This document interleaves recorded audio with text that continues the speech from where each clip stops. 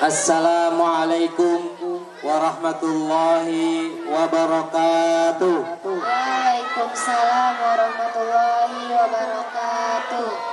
Alhamdulillah wa bi ni'matihi tatimmus shalihat wa bi fadlihi tatanazzalul barakat. Asyhadu an la ilaha illallah wa asyhadu anna sayyidana Muhammadan abduhu wa rasuluhu la nabiyya ba'dah. Allahumma salli wa sallim wa karrim wa azzim ala sayyidina Muhammad wa ala alihi wa sahbihi ajma'in. Amma ba'd. Yang kami hormati para asatiz, para guru, wabil khusus akhina Wajar apa saya lupa, Darmanto. Yang kami hormati juga Ketua DKM Musholla Thawab Abdul Aziz. Thawab itu kalau nggak salah artinya pahala. Abdul Aziz mungkin nama orang. Ini kira-kira kali ya. Jadi diniatkan pahalanya ini wakaf dari Abdul Aziz. Ditaruhin thawab biar nggak lupa pahalanya buat Abdul Aziz. Jadi mudah-mudahan yang mewakafkan musholla ini diberikan pahala yang berlipat ganda oleh Allah Subhanahu wa taala. Begitupun tentunya yang mengurus musholla ini dan memakmurkan musholla ini juga diangkat derajatnya oleh Allah Subhanahu wa taala. Kemudian yang kami hormati Bapak Ketua RW, Bapak Ketua RT, dan para jamaah sekalian. Begitupun tentunya yang sama-sama kita hormati para ibu-ibu. Saya lihat ibu-ibu ini kompak banget ya. Jilbabnya ini seragam ini. Pakai sponsor apa kagak, Bu? Kagak. Gak mau ngomong kemarin. Ngomong doang. Syukur alhamdulillah. Secara pribadi ini saya baru kali ini nih nyaba kesini nih. Saya pikir saya keder. Ini apa masih ada kampung apa kagak? Karena pas masuk listrik mati lagi, gelap. Soalnya pengalaman Pak Sodikin. Waktu itu kita mau ke Setu itu masih di Bekasi. Jadi kita itu ada bertiga. Semuanya pakai Google Map. Cuma saya pilih pusing saya matiin. Tinggal 2 tuh Google Map. Sampai ke satu tujuan, dua-duanya itu bilang kita sampai tujuan, tapi ternyata itu mau kondangan. Tanya rumahnya ini bukan. Kebetulan dekat situ ada 3 orang yang hajatan. Tanya satu rumah, ini rumahnya Pulana, bukan. Ini bukan dong. Ternyata Suki bilang jangan-jangan kita di bawah setan keder nih gitu kan. Jadi ceritanya mau kondangan itu nggak ketemu. Google Map itu kok nyasarin kita entah kemana gitu kan. Makanya tadi pas di jalan ada 2 Google Map yang kita buka. Yang satu bilang terus, Google Map saya bilang putar balik. Wah, jangan-jangan kayak peristiwa yang dulu nih saya bilang nih. Gak sampai nih saya bilang. Makanya saya telepon. Ternyata dari kantor desa masih terus. belok kanan. Nah, cuma belok kanan tuh listrik mati tadi tuh. Gelap banget. Saya pikir jangan-jangan ini saya dikerjain ini Pak Sodikin nih. Karena yang menghubungi itu Pak Sodikin, yang lain saya belum kenal. Jadi alhamdulillah, wasyukurillah, dengan perantaraan Pak Sodikin beserta Soponyono ini kan, New Soponyono. Jadi saya kenalnya sebenarnya sama Pak Sodikin, Pak Haji Sodikin dan Pak Siswoko. Ya, Pak Siswoko itu punya New Soponyono. Tadi saya tanya-tanya gimana ceritanya Pak Sodikin sampai kemari-mari. Saya pikir Pak Sodikin punya pos 2 di sini gitu. Ternyata enggak, kata dia. Saya punya kawan di sini, katanya. Dan sudah beberapa kali dia mensupport kegiatan keagamaan ini, termasuk pada hari ini Maulid Nabi ini disupport oleh tendanya nih oleh New Soponyono. Kita doakan semoga New Soponyono ini diberikan keberkahan oleh Allah Subhanahu wa taala dan terus usahanya diberikan kemajuan. Nah, kalau kita cerita tentang Maulid Nabi, ini Pak Sis ini yakin gitu. Di dalam dia berusaha itu ketika dia memberikan kemudahan nyumbang untuk kegiatan maulid seperti ini atau hari-hari keagamaan, pasti Allah Subhanahu wa taala akan membalas kebaikan itu dengan yang berlipat ganda. Nah, oleh karena itu dalam kesempatan ini saya mengajak kepada jamaah semuanya untuk tidak ragu-ragu untuk menyisihkan sebagian rezekinya untuk kegiatan-kegiatan seperti ini. Kenapa? Karena tadi setiap kebaikan yang kita keluarkan dengan ikhlas, Allah Subhanahu wa taala akan melipat gandakan. Dalam Al-Qur'an Allah itu menyampaikan, "Matsalul ladzina yunfikuna amwalahum fi sabilillahi kamatsali habbatin ambatat sab'a sanabil fi kulli sumbulatin mi'atu habbah wallahu yudha'ifu liman yasha wallahu wasi'un 'alim." Perumpamaan orang yang menafkahkan rezekinya di jalan Allah Subhanahu wa taala akan dilipat gandakan oleh Allah Subhanahu wa taala. Jadi pelipat gandaannya itu 700 kali lipat. Karena tadi diibaratkan kamasali habbatin ambatat sab'a sanabil, seperti benih atau biji yang tumbuh dahannya ada 7, fi kulli sumbulatin mi'atu habbah, dan setiap ranting atau setiap cabangnya itu akan menghasilkan 100. Berarti kan kalau kita kalikan 7 dikali 100 sama dengan berapa? Berapa, Neng? 7 kali 100? 700. Jadi Allah akan melibat gandakan pahalanya itu menjadi 700. Bukan hanya pahala, tetapi juga rezeki akan dibukakan oleh Allah Subhanahu wa taala. Oleh karena itu, dalam kesempatan memperingati Maulid Nabi ini, saya mengajak kepada kita semuanya untuk rajin-rajin atau tidak segan-segan untuk menyisihkan rezeki kita di dalam rangka menyebarkan dan mensyiarkan agama Allah Subhanahu wa taala. Para jamaah sekalian yang dirahmati oleh Allah Subhanahu wa taala, kita tahu bahwa bercerita tentang Nabi besar kita Muhammad sallallahu alaihi wasallam, ceritanya ini nggak habis-habis. Kalau kita kupas sirah, kita kupas sejarah Nabi besar Muhammad sallallahu alaihi wasallam, dari segi apapun pastinya dia menghadirkan satu suri tauladan, memberikan satu pelajaran dan pengajaran kepada kita umatnya untuk bisa dicontoh. Selama ini mungkin Kita hanya bercerita tentang Nabi besar kita Muhammad sallallahu alaihi wasallam, tentang perangannya.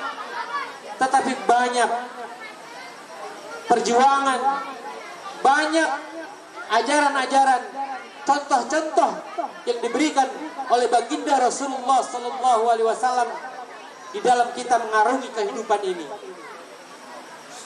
Di belakang ini tadi saya lihat dari jalan, tadi saya bilang nanti topiknya, judulnya apa ini ceramah. Ternyata di sini akhlak terhadap umat dan ketaatan dalam kepemimpinan Nabi besar kita Muhammad sallallahu alaihi wasallam. Jadi tadi saya katakan, kalau kita mau kupas perjalanan hidup Nabi besar kita Muhammad sallallahu alaihi wasallam, ini sangat luas dan sangat banyak. Untungnya panitia ini kasih batasan, kasih frame untuk kita sampaikan di dalam peringatan Maulid Nabi besar kita Muhammad sallallahu alaihi wasallam pada kali ini. Jadi berbicara tentang kepemimpinan, berbicara tentang pemimpin, kita tahu bahwa Nabi besar kita Muhammad sallallahu alaihi wasallam bukan hanya pemimpin agama karena dia seorang nabi, tetapi juga beliau adalah pemimpin negara, pemimpin segala urusan di dalam kehidupan di dunia ini. Dari mulai urusan pribadi juga banyak memimpin dirinya. Kemudian juga urusan keluarga. Beliau adalah pemimpin yang handal di dalam keluarganya, di dalam mengurus umatnya, di dalam mengurus negara, di dalam mengurus apapun.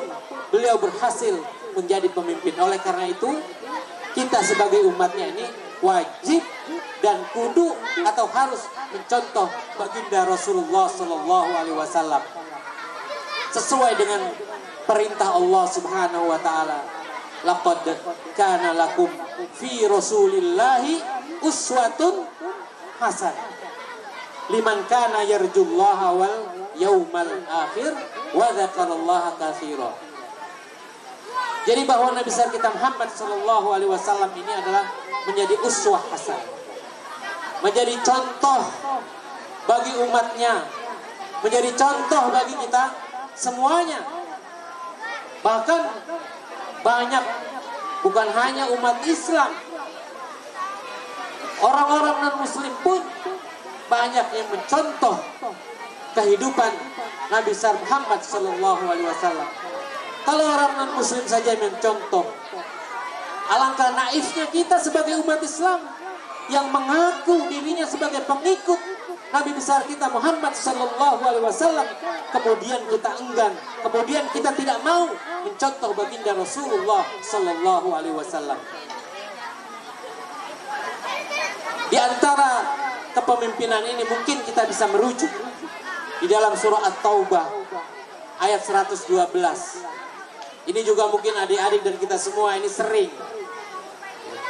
Laqad ja'akum rasulun min anfusikum azizun alaihi ma anittum harisun alaikum bil mu'minina raufur rahim. Setidak-tidaknya bahwa ada 3 hal yang disampaikan di dalam ayat ini. Laqad ja'akum rasulun min anfusikum, bahwasanya seorang pemimpin itu harus hadir dan lahir dari rahim dan dari tengah masyarakat itu sendiri. Kalau kita sebagai seorang muslim tentunya kita menginginkan pemimpin-pemimpin kita hadir dari kalangan kita sendiri, yaitu dari umat Islam. Kalau kita orang yang soleh tentunya, maka kita menginginkan bahwa pemimpin kita juga hadir dan keluar dari orang-orang yang soleh itu sendiri. Kalau kita adalah orang-orang yang beragama, maka kita menginginkan pemimpin-pemimpin kita itu adalah orang-orang yang memiliki landasan agama yang kuat. Karena beginilah contoh yang diberikan oleh Allah Subhanahu wa taala terhadap pengangkatan baginda Rasulullah sallallahu alaihi wasallam. Jadi ketika pemimpin itu hadir dari tengah-tengah masyarakat, akan timbul hal yang kedua, harisun alaikum. Dia akan menjaga, dia akan memelihara, dia akan memperhatikan. Makanya baginda Rasul itu sangat sayang kepada umatnya, sangat sayang kepada kaum muslimin. Bahkan di akhir-akhir kehidupannya itu, yang selalu dipikirkan itu adalah umatnya. Barangkali hampir lupa untuk mengurusi dirinya sendiri, lupa untuk mengurusi keluarganya. Yang dipikirkan adalah bagaimana memikirkan umatnya, sehingga ketika beliau akan dicabut nyawanya oleh Allah Subhanahu wa taala, masih mengucapkan ummati, ummati, ummati. Selalu itu yang dipikirkan. Nah, oleh karena itu, pemimpin yang baik adalah pemimpin yang selalu memikirkan umatnya, yang selalu memikirkan rakyatnya. Nah, apalagi nanti sekarang ini udah musim ya. Kita lihat di TV ini, sebentar lagi akan ada pemilu. Sebentar lagi akan ada pilpres. Sebentar lagi mungkin ada pilkada. Mungkin juga ada pilkades dan seterusnya. Nah, oleh karena itu kita harus bisa mencontoh atau bisa mengambil iktibar ataupun pelajaran daripada ayat di dalam surah At-Taubah ayat 112 ini. Kemudian Raufur Rahim. Jadi ada timbul perasaan Raufur Rahim. Dia mengayomi dan memiliki kasih sayang terhadap umatnya. Tidak egois. Kan banyak pemimpin-pemimpin ini mungkin mendekati rakyat ini ya ketika ada perlunya. Tapi setelah itu kemudian tidak ada perasaan sedikit pun. Sibuk hanya untuk mengurusi dirinya, sibuk hanya untuk mengurusi keluarganya, lupa untuk memikirkan umatnya, lupa untuk memikirkan rakyatnya, lupa untuk memikirkan konstituennya. Nah, saya rasa waktu sudah malam. Sebenarnya mohon maaf, saya ada janji lagi tadi jam 10 ya. Ini sudah jam setengah 11. Ada peringatan Hari Santri di Pondok Pesantren At-Taqwa Pondok Soga. Kebetulan saya jadi ketua yayasan At-Taqwa Pondok Soga. Kebetulan panitia atau Pak Haji Sodikin ini udah kontak duluan. Jadi sudah janji di sini. Yang di Pondok Soga saya bilang udahlah tuan rumah mengalah aja. Ya kan, belakangan nggak apa-apa karena saya sudah terlalu janji. Saya bilang sudah ada agenda, maka saya akan tunaikan agenda ini dulu. Saya janji jam 10, tapi tadi saya baru dipanggil jam 10 lewat 7 ya, kira-kira gitu tadi ya, sehingga agak lewat sedikit.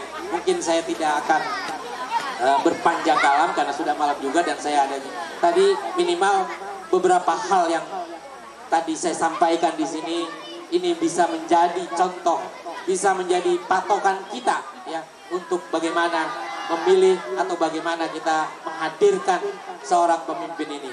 Karena begini, ketika kita tidak terbiasa membicarakan hal-hal kepemimpinan, maka mungkin tidak akan hadir pemimpin-pemimpin yang baik. Bahkan anak-anak kita juga tidak termotivasi bagaimana untuk bisa belajar dengan baik, yang pada akhirnya dia akan menjadi pemimpin yang baik. Nah, oleh karena itu saya rasa sebagai umat Islam ya, sebagai umat yang meyakini kebenaran Al-Quran, umat yang menteladani baginda Rasulullah Sallallahu Alaihi Wasallam, maka ajaran-ajaran itu harus kita jadikan sebagai bahan, sebagai landasan untuk bagi kita menjalani kehidupan ini, termasuk bagaimana kita mendidik anak-anak kita. Tadi saya senang cerita ketua musola, alhamdulillah dengan swadaya semuanya yang bisa dilakukan, termasuk juga giroh anak-anak kita ini belajar mengaji, ya kan? Itu saya sangat bersyukur dan saya yakin bahwa dengan usaha yang keras, usaha yang ikhlas dari kita semuanya untuk mendidik anak-anak kita, kita berharap bahwa mereka nantinya akan menjadi anak-anak yang soleh dan menjadi pemimpin masa depan yang memang diperlukan untuk mengurus bangsa dan negara ini. Kita tahu, mungkin kita dengar di media, kita menyaksikan di televisi dan lain sebagainya, terjadi krisis kepemimpinan. Nah, oleh karena itu kita berharap mulailah dari lembaga-lembaga ini, mulailah dari musalla, mulailah dari masjid, mulailah dari sekolah-sekolah ini, kita nantinya akan menghadirkan pemimpin-pemimpin masa depan yang memang diharapkan oleh bangsa ini.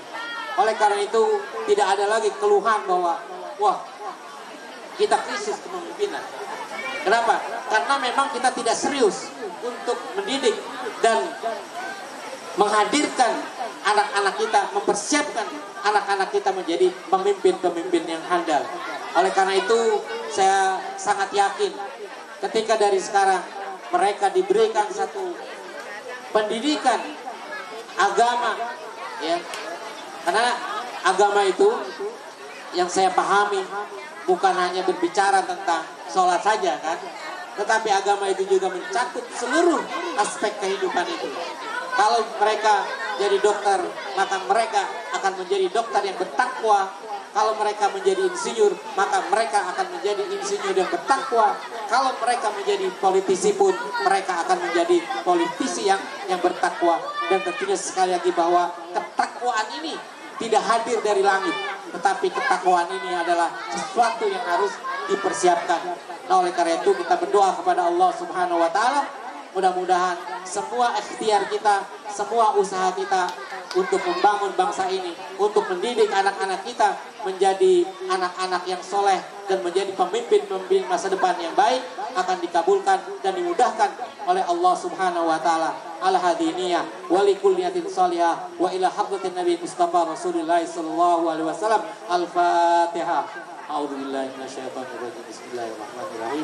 Alhamdulillahirabbil alamin arrahmanir rahim maliki yaumiddin. Iyyaka na'budu wa iyyaka nasta'in. Ihdinas siratal mustaqim. Siratal ladzina an'amta 'alaihim ghairil maghdubi 'alaihim waladdallin. Terima kasih dan mohon maaf atas segala kekurangan dan kehilafan. Wallahul muwaffiq ila aqwamit thoriq. Wassalamualaikum warahmatullahi wabarakatuh.